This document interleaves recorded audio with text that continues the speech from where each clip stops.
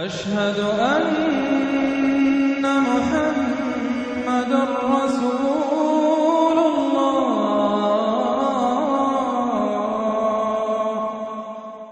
اب یہ تو تھا منفی نفاق، مثبت ہے ایمان۔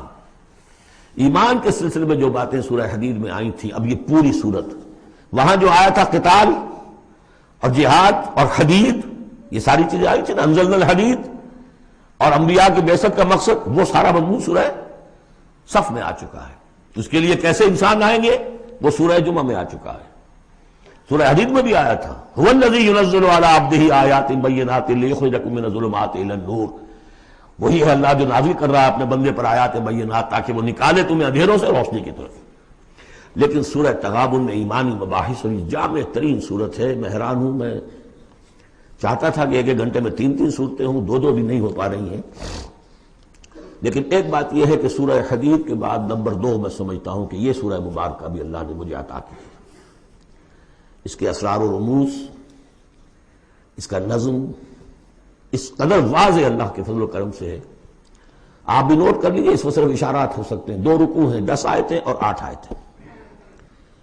پہلے رکوع کی 10 آیتوں میں 7 آیتوں میں نریشن ہے ایمان کی، ایمان یہ ہے یہ ہے یہ ہے یہ ہے، اور 3 آیتوں میں بڑی زوردار دعوت ہے، پس لاؤ ایمان، مانو ان باتوں کو۔ دوسرے رکوع کی 8 آیتوں میں سے پہلے 3 میں ایمان کے ثمرات بیان ہوئے، پہلے 5 میں ایمان حقیقی اگر ہے تو اس کا یہ ثمرہ ہے، یہ ثمرہ ہے، یہ ثمرہ ہے۔ اس درخت میں اگر آم کا درخت صحت مند ہے تو آم لگتے ہیں کہ نہیں؟ تو ایمان کا درخت صحت مند ہے اگر، تو اس میں کوئی ثمرات لگیں گے، کوئی پھل لگیں گے کہ نہیں؟ یا ٹھونڈی ہے؟ وہ درخت، وہ پھل کون سے ہیں؟ کچھ داخلی پھل ہیں جو انسان کے اندر کھلتے ہیں پھول، کچھ باہر ہیں جو ظاہر ہوتے ہیں، اور پھر آخر میں 3 آیتوں میں زوردار دعوت ہے کہ ان تقاضوں کو پورا کرو۔ بسم اللہ الرحمن الرحیم، یسبح للہ ما فی السماوات و ما فی الارض۔ یہ تیسری مرتبہ یسبح آ گیا، ایک مرتبہ سورہ جمعہ میں، ایک مرتبہ سورہ حشر میں آ چکا تھا، یسبح لہ ما فی السماوات والارض،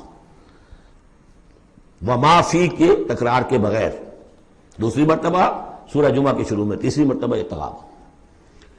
لہ الملک و لہ الحمد، اب یہ ساری چیزیں آ چکی ہیں سورہ حدید کے اندر۔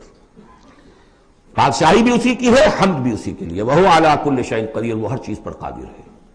هو الذی خلقکم، اسی نے تمہیں بنایا ہے نا، فمنکم کافر ومنکم مومن۔ تو کتنی عجیب بات ہے کہ تم میں سے کوئی مومن ہے، کوئی کافر ہے، بنانے والا تو سب کا ایک ہے۔ سب کو مومن ہونا چاہیے، سب کو اس کا شکر گزار ہونا چاہیے، سب کو اس کے سامنے جھکنا چاہیے، لیکن واقعہ یہی ہے، هو الذی خلقکم، اس نے بنایا تم سب کو، فمنکم کافر ومنکم مومن واللہ بما تعملون بصیر، اور جو کچھ تم کر رہے ہو اللہ دیکھ رہا ہے۔ اس میں بڑا ایک یوں سمجھیے کہ بڑی دھمکی ہے، اللہ دیکھ رہا ہے، یعنی یہ کہ جو بھی اس کی مخلوق میں سے اس کا کفر کرے پھر اس کے ساتھ وہ نمٹے گا اس سے۔ واللہ بما تعملون بصیر، ہم تمہیں دیکھ رہے ہیں، تمہاری حرکتیں ہماری نگاہ میں ہیں۔ کیا مطلب ہوتا ہے اس کا؟ خلق السماوات والارض بالحق، اس نے آسمان اور زمین پیدا کیے ہیں ایک پرپس کے ساتھ، باطل نہیں ہے یہ تخلیق، عبث نہیں ہے یہ تخلیق، حق کے ساتھ، با مقصد، با نتیجہ۔ اور خاص طور پر تم اس کی کریشن کا کلائمیکس، وَصَوَّرَكُمْ فَأَحْسَنَ صُوَرَكُمْ، اور تمہاری جو نقشہ کشی کی ہے تو کتنی عمدہ کی ہے۔ انسان کا جسم، اس کا اریکٹ پوسچر، پھر کس طریقے سے جو اس میں جنسیں بنائی گئی ہیں، کس قدر کامل ہم آہنگی ہوتی ہے، پھر چہرے پہ جو نقش و نگار ہے، ایک ایک چیز پر غور کرو۔ فَصَوَّرَكُمْ وَأَحْسَنَ صُوَرَكُمْ، بہترین صورت بنائی تمہاری۔ وَإِلَيْهِ الْمَصِيرُ، اسی کی طرف لوٹ کر بھی آنا ہے۔ یہ سب کچھ بنا کر ایسے نہیں چھوڑ دیا تمہیں، تم اتنی گھٹیا شے نہیں ہو کہ بس اٹھا کے پھینک دی، نہ کھلونا ہو کہ کھیلے اور بس اس کے بعد جیب اٹھتا گیا۔ یہ ایک سیریس کریشن ہے، پرپس فل ہے، نتیجہ نکلے گا۔ اب دیکھیے ایک آیت میں جمع کیا ہے وہ تمام جو ایمانیات، ایمان بالعلم، علم خداوندی کا جو ایمان ہمارا ہونا چاہیے۔ آپ کو کئی آیتوں میں ملے گا قرآن میں بہت سے مقامات پر، یہاں ایک میں 3 ڈائمنشنز دی ہے. یعلم ما فی السماوات والارض ایک ڈائمنشن، وہ جانتا ہے جو کچھ آسمان میں ہے جو کچھ زمین میں ہے. کیا باقی رہ گیا؟ لیکن سیکنڈ ڈائمنشن وَيَعْلَمُ مَا تُسِرُّونَ وَمَا تُعْلِنُونَ، وہ بھی جانتا ہے جو تم چھپاتے ہو اور وہ بھی جانتا ہے جو تم ظاہر کرتے ہو. تیسری ڈائمنشن اور آئی وَاللَّهُ عَلِيمٌ بِذَاتِ الصُّدُورِ، سینوں کے اندر جو کچھ ہے وہ پنہاں ہے وہ بھی اللہ جانتا ہے. میں کافی عرصے تک متردد رہا کہ یہ تو پھر تکرار ہو گئی، جو کچھ ہم چھپاتے ہیں وہی ہمارے سینے میں ہے نا، اور تکرار محض کلام کا عیب ہے. یقیناً یہاں کوئی اور بات ہونی چاہیے. تو جب انکشاف ہوا کہ اس سے مطلب ہے even your subconscious mind وچ even you don't know yourself what is lurking in the subconscious mind, تمہارے تحت الشعور کے اندر جو طوفان اٹھتے رہتے ہیں اللہ تو بس اسے بھی واقف ہے. He knows you through and through, وہ تمہارے جین سے واقف ہے. هو عالم بکم اذ انتم اجنۃ فی بطون امہاتکم، اپنی ماؤں کے پیٹ میں جنین کی شکل میں تھے، اللہ تب بھی جانتا تھا تمہیں. تو وہ تو تمہارے سب کانشیس مائنڈ، تم نہیں بات جانتے رہے، تمہیں نہیں معلوم، تم بسا اوقات دھوکہ کھا جاتے ہو. تمہارا تحت الشعور جو ہے وہ تمہیں دھوکہ دیتا ہے، لیکن اللہ اس سے بھی واقف ہے. الم یاتکم نبأ، اب 4 آیتیں ہو گئی ایمان باللہ پر، اگرچہ اسی میں مضمر ہے ایمان بالآخرہ بھی، معاد بھی. 2 آیتیں ایمان باللہ پر. الم یاتکم نبأ الذین کفروا من قبل، کیا تمہارے پاس خبریں آج نہیں چکی ہیں ان لوگوں کی جنہوں نے کفر کیا تھا پہلے؟ قوم نوح، قوم ہود، قوم صالح، پورا مکی قرآن پڑھ چکے ہو نا. اب تو ہم نزول کے اعتبار سے بھی بات کہہ سکتے ہیں اور اب اپنے اس دورہ قرآن کے اعتبار سے بات کہہ سکتے ہیں، سارا مکی قرآن پڑھ ہی لیا تقریباً. الم یاتکم نبأ الذین کفروا من قبل، کیا آ نہیں چکی تمہارے پاس خبریں ان کی جنہوں نے کفر کیا تھا پہلے؟ اب اس کا تجزیہ کیا ہے. فذاقوا وبال امرہم، انہوں نے اپنے معاملے کی سزا چکھ لی، دنیا میں ہلاک کر دی گئی. وَلَهُمْ عَذَابٌ عَلِيمٌ، اور ابھی ان کے لیے عذاب علیم منتظر بھی ہے. ابھی تو عالم برزخ میں ہے نا، عذاب علیم جو آخرت کا ہے وہ تو ابھی منتظر ہے. اعد اللہ لہم عذابا علیما، تیار کر کے رکھا ہوا ہے. تجزیہ اگلی آیت میں ذالک بأنہ کانت تأتیہم رسلہم بالبینات، یہ اس لیے ہوا کہ ان کے پاس ان کے رسول آتے رہے واضح نشانیاں لے کر، واضح نشانیاں، واضح معجزے بھی اللہ نے جس کو دیے. فقالوا، تو انہوں نے کہا اب بشر یہدوننا، کیا بشر انسان ہمیں ہدایت دیں گے؟ فکفروا، اس پر کفر کیا انہوں نے. وتولوا، اور رخ پھیر لیا، گردن موڑ لی.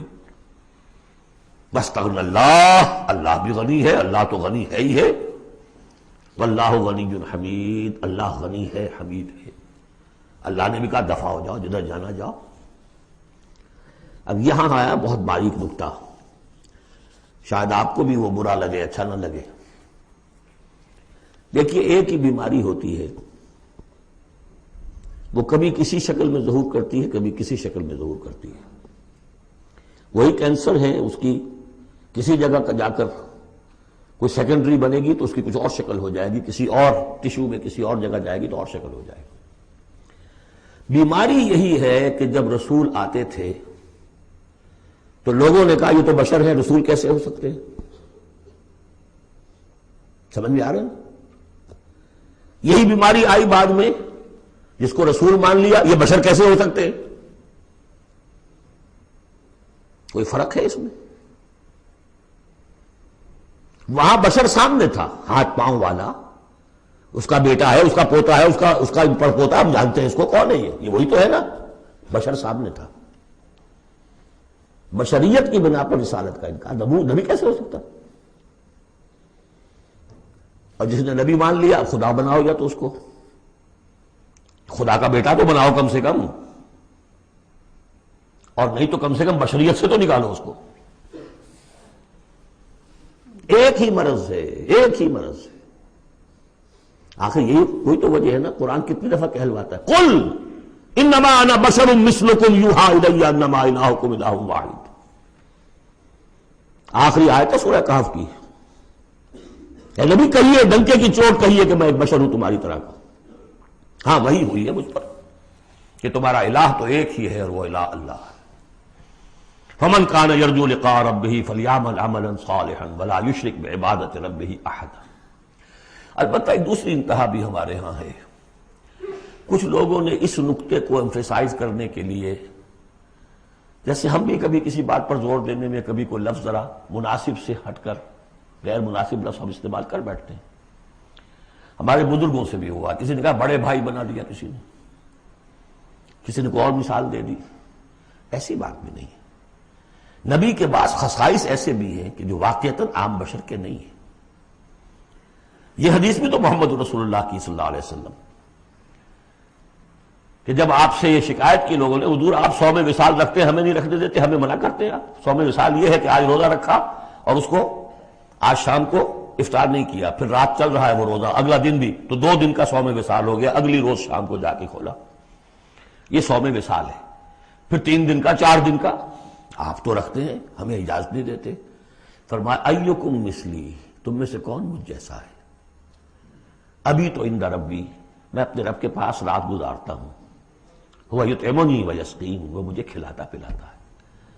تو بعض پہلو ہے، نبی اپنی پشت سے بھی دیکھتا تھا صلی اللہ علیہ وسلم، ہم تو نہیں دیکھتے۔ تو خصائص ہیں۔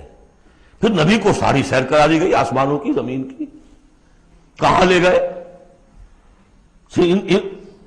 عند سدرۃ المنتہی، عندہا جنت المأوی، اذ یغشی السدرۃ ما یغشی، ما زاغ البصر وما طغی۔ تو یہ معاملہ بھی نہیں، لیکن بنیادی طور پر وہ انسان ہے، انسانی عواطف و میلانات بھی تھے۔ چوٹ لگتی تھی تو درد ہوتا تھا، زخم کا وار لگا ہے تو اس پہ سے خون کا فوارہ چھوٹا ہی چھوٹا ہے، بچہ فوت ہو رہا ہے تو آنکھوں میں آنسو آئے ہی آئے ہیں، کبھی بددعا بھی نکل گئی ہے۔ کیف یہدی اللہ قوما خضبوا وجہ نبیہم بالدم، سب پڑھ چکے ہیں ہم یہ پورا قرآن مجید میں۔ لیکن یہ ہے کہ رسالت کا انکار بربنائے بشریت اور بشریت کا انکار بربنائے رسالت، یہ دونوں چیزیں غلط ہیں، اور یہ ہم وزن ہے۔ ذالک بأنہ کانت تأتیہم رسلہم بالبینات فقالوا بشر یہدوننا فکفروا وتولوا واستغنی اللہ واللہ غنی حکیم۔ اب ایک آیت میں آ رہی ہے ایمان بالآخرہ، زعم الذین کفروا، ذرا اس کے زور کا اندازہ کیجئے گا، میں اپنا سا زور لگاتا ہوں، اپنی آواز کے ذریعے سے اس ایمفیسس کو واضح کرتا ہوں۔ زعم الذین کفروا ان لن یبعثوا، زوم ہو گیا ہے انہیں، غلط خیال ہو گیا ہے کہ وہ اٹھائے نہیں جائیں گے۔ قل، اب ذرا نوٹ کیجئے، بلا وربی لتبعثن ثم لتنبؤن بما عملتم، کہہ دو اے نبی کیوں نہیں، اور مجھے میرے رب کی قسم ہے۔ کون کھا رہا ہے قسم؟ محمد رسول اللہ صلی اللہ علیہ وسلم۔ لتبعثن، تم لازماً اٹھائے جاؤ گے، ثم لتنبؤن بما عملتم۔ یہ اس پر جو خطبہ تھا حضور کا، پہلا خطبہ جو آپ نے دیا ہے بنو ہاشم کو دعوت میں، وہ میرے کتابچے میں موجود ہے، دعوت اللہ اردو میں اور کال ٹو اللہ انگریزی میں، اس کا متن موجود ہے، وہ ہے کہ اس کی شرح ہے۔ واللہ لتموتن کما تنامون ثم لتبعثن کما تستيقظون ثم لتجزون بالاحسان واحسانا، واللہ لتموتن کما تنامون، خدا کی قسم تم سب مر جاؤ گے جیسے روزانہ رات کو سو جاتے ہو، ثم لتبعثن کما تعملون، ثم لتبعثن کما تستيقظون، جیسے روزانہ صبح کو بیدار ہو جاتے ہو ایسے اٹھا لیے جاؤ گے قیامت کے دن، ثم لتحسبن بما تعملون، پھر تمہارا حساب کتاب لیا جائے گا جو تم نے عمل کیا ہے، ثم لتجزون بالاحسان احسانا وبالسوء سوءا، پھر بدلہ ملے گا بھلائی کا بدلہ، برائی کا بدلہ، وانھا لجنۃ ابدا او لنار ابدا۔ قل بلا وربی لتبعثن ثم لتنبؤن بما عملتم وذلک علی اللہ یسیر، اور یہ اللہ پر بہت آسان ہے۔ 7 آیتیں پوری ہو گئیں، 4 ذات و صفات، 2 رسالت، 1 آخرت۔ اب سنیے، فآمنوا باللہ، یہ فا بہت اہم ہے یہاں پر، بس ایمان لاؤ اللہ پر اور اس کے رسول پر، والنور الذی انزلنا، اس نور پر جو ہم نے نازل فرمایا، واللہ بما تعملون خبیر، جو کچھ تم کر رہے ہو اللہ اس سے باخبر ہے۔ اب یہاں دیکھیے ریورس ہو جائے گا آرڈر، ریشو پروپورشن۔ اب یہاں ایک آیت میں اللہ اور اس کے رسول کا ذکر آ گیا، اور اس میں بھی واللہ بما تعملون خبیر کے اندر آخرت کا ذکر ہے، اللہ باخبر ہے، تو اللہ کے پاس یہ ساری خبریں اس نے رکھی ہوئی ہیں، کوئی ریسرچ، کوئی تھیسس لکھنا ہے اس کو، تمہیں سزا دینے کے لیے. لیکن اب دو آیتیں آ رہی ہیں شاندار آخرت کے لیے. یوم یجمعکم لیوم الجمع ذالک یوم التغابن، جس دن کے وہ جمع کرے گا تمہیں اس جمع ہونے والے دن، وہ ہے ہار اور جیت کے فیصلے کا دن. جو اس وقت جیتا وہ جیت گیا، جو اس وقت ہارا وہ ہار گیا. یہ دنیا کی ہار اور جیت کیا ہے؟ کچھ بھی نہیں. ایک ڈرامے کے اندر کوئی جیت گیا کوئی ہار گیا، نہ وہ جیت ہے اور نہ یہ ہار ہے. اصل جیتا وہ جو وہاں جیتا، اصل ہارا وہ جو وہاں ہارا. ذالک یوم التغابن، وہ ہے ہار اور جیت کے فیصلے کا دن. ومن یؤمن باللہ، جیت کس کی ہوگی؟ جو ایمان لائے اللہ پر، ویعمل صالحا، اور عمل کرے اچھے. اس کی تفصیل کچھ آگے آ جائے گی کیا کیا عمل کرنے ہیں. یکفر عنہ سیئاتہ، اللہ تعالیٰ اس سے اس کی برائیوں کو دور کر دے گا. ویدخلہ جنات تجری من تحتہا الانہار، اور ان باغات میں داخل کرے گا جن کے دامن میں ندیاں بہتی ہوں گی. خالدین فیہا ابدا، وہ رہیں گے اس میں ہمیشہ ہمیش. ذالک الفوز العظیم، یہ ہے بڑی کامیابی. والذین کفروا وکذبوا بآیاتنا اولئک اصحاب النار خالدین فیہا، اور جو لوگ انکار کریں گے اور تکذیب کریں گے ہماری آیات کی، وہ ہوں گے جہنمی اور رہیں گے اس میں ہمیشہ ہمیش. وبئس المصیر، اور یہ برا ٹھکانہ ہے. 10 آیات میں ایمانیات ثلاثہ کی بہترین جامع ترین تعبیر، تجزیہ، اور ایک زوردار دعوت ایمان. فآمنوا باللہ ورسولہ. اب جو 8 آیات ہیں، 3 میں اب 5 میں اب ثمرات ایمانی. پہلا ثمرہ کیا ہے؟ ما صاب من مصیبت الا باذن اللہ ومن یؤمن باللہ یہد قلبہ واللہ بکل شیء علیم. اگر اللہ پر ایمان حقیقت میں دل میں پیدا ہو گیا تو تمہیں معلوم ہے کہ پتہ تک جنبش نہیں کر سکتا جب تک کہ اللہ کا اذن نہ ہو. تم پر کوئی مصیبت کیا بغیر اللہ کے اذن کے آ گئی ہے؟ کیا بغیر اس کے علم کے آ گئی ہے؟ اور اگر اللہ کی اذن سے آئی ہے تو تمہارے ایمان کا تقاضا ہے کہ سمجھو کہ اس میں خیر ہی ہوگا، چاہے یہ مجھے اس وقت بری لگ رہی ہے، مجھے اچھی نہیں لگ رہی ہے، خیر ہوگا. عسیٰ ان تکرہوا شیئا وہو خیر لکم. لہذا بندہ مومن کی زبان پر کیا دل میں بھی کبھی اللہ کے خلاف شکایت کا انداز پیدا نہ ہو. یہد قلبہ، تسلیم و رضا، جو اللہ کی طرف سے آئے. ہم بھی تسلیم کی خو ڈالیں گے، بے نیازی تیری عادت ہی صحیح. نہ شبد نصیب دشمن کے شبد ہلاک تیرت، سر دوستاں سلامت کے تو خنجر آزمائی. اے اللہ جو تیری طرف سے خیر، بیدک الخیر. یہ تسلیم و رضا ہے، مقام تسلیم. علامہ اقبال نے بہت پرشکو انداز میں کہا ہے کہ اقدہا کے مقام رضا کشود مرا، برو کشید ز پیچا کے ہست و بود مرا. آدمی میں تکلیف کیوں آئی، اس نے کیا، اس نے کر دیا، یہ ہو گیا تھا، وہ ہو گیا تھا، یہ نہیں کرنا چاہیے تھا، میں نے یہ کام غلط کیا. لگے رہو اسی پیچ و تاب. بندہ مومن کہتا ہے جو آیا میرے رب کے حکم سے آیا. کوئی بھی ذریعہ بن گیا ہو وہ ٹھیک ہے، اس کے بدلہ لیں وہ ٹھیک ہے، وہ قانون کا معاملہ ہے. وَلَكُمْ فِي الْقِصَاصِ حَيَاةٌ يَا أُولِي الْأَلْبَابِ. اللہ کے خلاف شکایت نہیں. برو کشید نہ پیچا کہ ہست بود مرا، یہ ہے، یہ تھا، یہ کیوں ہو گیا، یہ کیسے ہو گیا، اس سارے چکر سے مجھے نکال لیا. کس چیز نے نکال لیا؟ کہ عقدہا کے مقام رضا کشود مرا.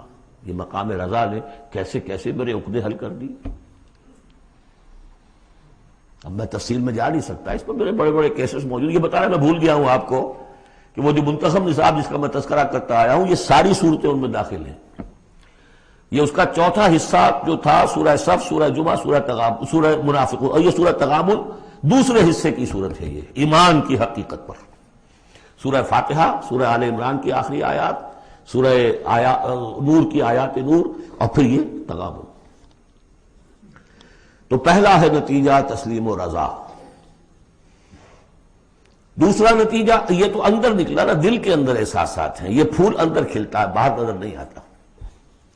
باہر نظر آنے والا بڑا پھول کیا ہے؟ وَأَطِیعُوا اللَّهَ وَأَطِیعُوا الرَّسُولَ فَإِن تَوَلَّیْتُمْ فَإِنَّمَا عَلَىٰ رَسُولِنَا الْبَلَاغُ الْمُبِینُ. اطاعت کرو اللہ کی اور اطاعت کرو رسول کی، پھر اگر تم پیٹھ موڑ لو گے تو جان لو کہ ہمارے رسول پر سوائے صاف صاف پہنچا دینے کی کوئی ذمہ داری نہیں، باقی تمہیں خود جواب دہی کرنی پڑے گی۔ اس نے پہنچا دیا، اس نے حکم بتا دیا، اللہ کا یہ حکم ہے۔ وَأَحَلَّ اللَّهُ الْبَيْعَ وَحَرَّمَ الرِّبَا، تم پڑے رہو اپنے الجھنوں میں اور اشکالات میں، انما البیع مثل الربا، لیکن احل اللہ البیع وحرم الربا، اللہ نے حلال کیا بیع کو، حرام کیا ربا کو۔ Who are you؟ یہ who are you سے مجھے وہ شعر بھی یاد آ گیا ہے جو مقام تسلیم و رضا پر کہا ہے اکبر الہ آبادی نے، رضائے حق پہ راضی رہ، یہ حرف آرزو کیسا یوں ہو جائے۔ اچھا تم اللہ کو سکھا رہے ہو، یو وانٹ ٹو ٹیچ ہم آرزو، رضائے حق پہ راضی رہے، یہ حرف آرزو کیسا، خدا خالق، خدا مالک، خدا کا حکم تو کیسا، تو وہی ہو آر یو، اللہ نے فیصلہ کیا ہے یہ حرام ہے یہ حلال۔ تم اللہ کو مانتے ہو کہ نہیں؟ نمبر 1۔ رسول کو مانتے ہو کہ نہیں؟ نمبر 2۔ قرآن کو مانتے ہو کہ نہیں؟ نمبر 3۔ پھر کوئی دلیل نہیں، نو آرگیومنٹس، آئیدر اوبے اور گو اوے، تیسرا راستہ کوئی نہیں۔ وَأَطِيعُوا اللَّهَ وَأَطِيعُوا الرَّسُولَ وَإِن تَوَلَّيْتُمْ فَإِن تَوَلَّيْتُمْ فَإِنَّمَا عَلَىٰ رَسُولِنَا الْبَلَاغُ الْمُبِينُ اللَّهُ لَا إِلَٰهَ إِلَّا هُوَ وَعَلَى اللَّهِ فَلْيَتَوَكَّلِ الْمُؤْمِنُونَ۔ پھر ایک پھول اندر جو کھلا ہے دل میں کھلے گا، ذہن میں کھلے گا، توکل۔ اللہ ہی وہ ہے کہ جس کے سوا کوئی الہ نہیں، اس کی مرضی کے بغیر کوئی چیز جنبش نہیں کر سکتی۔ تمہارے کیے کیا ہو جائے گا؟ کچھ نہیں ہوگا۔ تمہارا کام ہے اپنی سی محنت کر کے نتیجہ اللہ پر۔ سارے وسائل موجود ہو تب بھی یہ نہ سمجھنا کہ یہ کام میں کر سکتا ہوں۔ گاڑی ہے، آج ہی ٹیوننگ بھی کرائی ہے، اس کے ٹینک بھی فل ہے، سب کچھ ٹھیک ہے، میں صبح ضرور جاؤں گا، نہیں جا سکتا۔ جب بھی یہ کہو گے ایمان سے دور ہو گئے۔ وَلَا تَقُولَنَّ لِشَيْءٍ إِنِّي فَاعِلٌ ذَلِكَ غَدًا إِلَّا أَن يَشَاءَ اللَّهُ، کبھی مت کہنا کہ یہ کام میں کل ضرور کروں گا مگر انشاءاللہ کے ساتھ، اللہ چاہے گا تو ہوگا ورنہ نہیں۔ اور سارے تمہارے پاس وسائل ہیں، تم کہو گے فتح ہی فتح ہے اب تو وہ حال ہو جائے گا جو غزوہ حنین میں ہوا تھا۔ اذ اعجبتکم کثرتکم، 12,000 کی تعداد، اور ایسی بھگدڑ مچی کہ 300 آدمی رہ گئے۔ یہ بھی بڑی محنت کر کے سید سلیمان ندوی صاحب نے کھود کریٹ کے نکالے ہیں کہ 300-400 آدمی تھے۔ استاد نے جو لکھا ہے شبلی نے وہ تو یہ ہے کہ 30-40 مسلمان رہ گئے تھے صرف 12,000 میں سے۔ تیسرا یہ پھول ہو گیا اندر والا۔ اب چوتھا، بڑے خطرناک معاملات آ رہے ہیں، اب ذرا توجہ سے سنیے۔ یا ایھا الذین آمنوا ان من ازواجکم واولادکم عدوا لکم فاحذروہم، اے ایمان کے دعوے دارو، تمہاری بیویوں اور تمہاری اولاد میں سے تمہارے دشمن ہیں، ان سے اپنے آپ کو بچا کر رکھو۔ فاحذروہم، یہی ہم پڑھ چکے ہیں پہلے لفظ، حضور سے کہا گیا تھا ہم العدو فاحذرہم قاتلہم اللہ انا یؤفکون۔ بیوی کی محبت ہے، بیوی کی فرمائش یہ ہے۔ اب میاں صاحب جو ہیں کیا کہیں، مجبوری، بچوں کو اچھے سے اچھا تعلیم دینی ہے، حلال سے نہیں ہوتی، حرام سے۔ گھر بار چھوڑو، ملک چھوڑو، جاؤ باہر، بوڑھے ماں باپ مر رہے، پانی دینے والا کوئی نہیں، اور ڈالر اور پیٹرول ڈالر کمانے کے لیے بیٹے گئے ہوئے باہر، کیا کریں؟ مکان بنانا ہے، یہ کرنا تھا، وہ شروع کی تھی، کوٹھی شروع کی تھی، وہ ابھی تک مکمل نہیں ہوئی ہے، وغیرہ وغیرہ۔ اور کہیں اگر اللہ نے توفیق دے دی ہے دین کی طرف بڑھنے کی اور کام کرنے کی، تو سب سے پہلے تو آڑے آتی ہے عام طور پر بیوی۔ دماغ خراب ہوا آپ کا، وہ بھی تو بڑا دیندار ہے، آپ سے زیادہ لمبی داڑھی ہے اس کے، وہ تو ساری رشوتیں بھی لیتا ہے اور یہ بھی کرتا ہے وہ بھی کرتا ہے، آپ ہی بڑے دیندار بن کر آ گئے۔ ناشتے پہلے ہوتے تھے پراٹھوں کے اور انڈوں کے، اور اب مل رہی ہے سوکھی روٹی، ظاہر بات ریزنٹمنٹ تو ہوگی۔ ان من ازواجکم واولادکم عدوا لکم فاحذروہم، بالکل الٹی باتیں ہیں ہمارے تصورات کی بالکل برعکس۔ انقلابی تحریک کے اعتبار سے 100% ہر چیز فٹ بیٹھتی ہے۔ وہ تصور نہ ہو تو یہ ساری باتیں جو ہیں یہ ایسی منتشر ہو جاتی ہیں، انمل بے جوڑ سی ہیں۔ یا ایھا الذین آمنوا ان من ازواجکم واولادکم عدوا لکم فاحذروہم، لیکن اس کے ساتھ ہی دیکھیے بیلنس کیا ہے، یہ میرے نزدیک قرآن مجید کے اعجاز کا ایک بہت اہم مقام ہے، جہاں ایک طرف یہ بتا دیا چوکس رہو، چوکنے رہو، سانپ کی طرح ہوشیار رہو، بیوی اور اولاد کی محبت تم سے کوئی غلط کام نہ کرا دے، لیکن یہ بھی نہیں کہ گھر کو آپ میدان جنگ بنا لیں، بلکہ معاف کرو، بخش دو، ساتھ یہ بھی ہے بیلنس کا ہے۔ وَإِن تَعْفُوا وَتَصْفَحُوا وَتَغْفِرُوا، تین الفاظ آ رہے ہم معنی، اگرچہ معنی مختلف ہے۔ عفو کہتے ہیں کسی کو ڈھیل دینا، داڑھی کے لیے بھی آیا ہے حدیث میں اعف اللحا، داڑھیاں چھوڑو، داڑھیوں کو بڑھاؤ۔ عفو کے معنی ایک تو پکڑ لیا فوراً نہیں، چھوڑو، ڈھیل دو۔ تصفحوا، کبھی کبھی ایسا بھی ہو کہ کوئی غلطی ان کی دیکھی اور ذرا دیکھی اندیکھی کر دی، چہرہ اپنا پھیر لیا، اسے پتہ ہی نہ چلے کہ دیکھا ہے، ابا جان نے دیکھا ہے یا شوہر نے دیکھا ہے، کیونکہ ہر بات کو پکڑیں گے اگر آپ تو ضد بھی پیدا ہو جائے گی، کسی وقت جو ہے ایک نیگیٹو سائیکالوجی ڈیولپ ہو جائے گی۔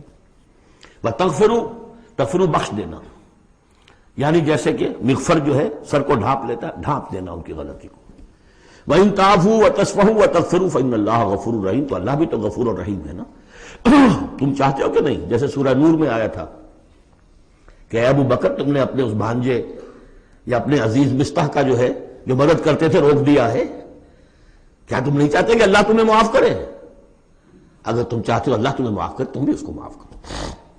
وَإِن تَعْفُوا وَتَصْفَحُوا وَتَغْفِرُوا فَإِنَّ اللَّهَ غَفُورٌ رَحِيمٌ۔ اب یہ آ گیا، دیکھیے پہلے ایک انڈیویجول، ایک مرد مومن، اس کی زندگی میں دو پھول اندر کھلے، ایک باہر والا پھول جو ہے وہ گوبھی کا پھول ہے بہت بڑا، اندر والا ہے تسلیم و رضا توکل، اور باہر والا جو ہے اطیعوا اللہ واطیعوا الرسول، وہ تو ظاہر بات ہے کہ پورے دین کے اوپر جو ہے وہ محیط ہو گیا جو بھی حکم ہے۔ لیکن اب اس کے بعد ایک فرد کے گرد سب سے پہلا حلقہ کیا ہے؟ اس کی اولاد، اس کا گھر۔ ان من ازواجکم واولادکم عدوا لکم، یہ تمہارا ایٹیچیوڈ ہونا چاہیے اپنے گھر میں۔ ایک طرف تو وہ جو طبعی محبتیں اللہ نے ڈالی ہوئی ہیں، کہیں وہ تم سے تمہاری منزل کھوٹی نہ کرا دیں، کہیں دین کے راستے پر بڑھنے سے رکاوٹ نہ بن جائے، ہوشیار ہو، فاحذروہم، ان سے بچو۔ لیکن ساتھ ہی ہے کہ گھر کی فضا کے اندر عفو، درگزر۔ دوسرا انما اموالکم واولادکم فتنہ، جان لو تمہارے مال اور تمہاری اولاد تمہارے لیے فتنہ ہے، اسی پر تو ہم آزما رہے ہیں تمہیں۔ زین للناس حب الشہوات من النساء والبنین والقناطیر المقنطرۃ من الذهب والفضة والخیل المسومۃ والانعام والحرث، یاد ہے کہ نہیں سورہ آل عمران کی آیت؟ اللہ نے یہ محبتیں ڈالی ہیں، کبھی تو امتحان ہے، آزمائش ہے، یہ محبتیں ہی نہ ہو تو سب کے سبھی اللہ کے بندے بن جائیں۔ دیکھنا تو یہی ہے کہ تم کس کس چیز کو، کس کس ریزسٹنس کو، کس کس ہرڈل کو عبور کر کے آ سکتے ہو ہمارے پاس۔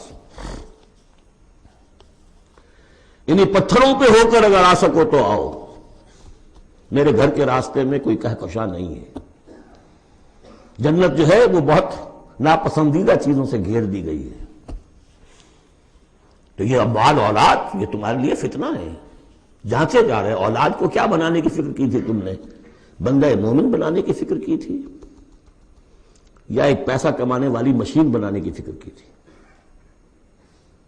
اور اچھی طرح جان لیجئے کسی شخص کے دل میں ایمان کتنا ہے اس کا اصل انڈیکس وہ یہ ہے کہ وہ اپنی اولاد کو کیا بنا رہا ہے۔ اس نے خود کتنا ہی بہروپ جو ہے وہ بنا بیٹھا ہو، بہت بڑا عالم دین اور مسند نشین اور بہت بڑا صوفی اور بہت بڑا مرشد، لیکن یہ دیکھیے اس نے اپنی اولاد کو کیا بنانے کی کوشش کی ہے۔ اس کا اصل جو باطن ہے وہ وہاں نظر آئے گا، ویلیوز جو اس کے اندر ہیں وہ وہاں نظر آئیں گے۔ اب آئی تیسری بات، انما اموالکم واولادکم فتنہ واللہ عندہ اجر عظیم، اللہ ہی کے پاس اجر عظیم ہے۔ اولاد سے بھی تم یہ نہ سمجھنا کہ تمہارے بڑھاپے کا سہارا بن جائے گا، یہ بھی کچھ پتہ نہیں، کیا پتہ یہی اولاد بڑھاپے میں ٹھوکریں بھی مارے۔ ٹھوکریں اگر پاؤں سے نہیں ماریں گے، زبان سے ماریں گے، سینہ تان کر کھڑے ہو کر کہیں گے، باتیں کریں گے، ابا جان کیا آپ باتیں کرتے ہیں، ڈکیا دوسری باتیں آپ کرتے ہیں، زمانہ بدل گیا، آپ کو کیا معلوم۔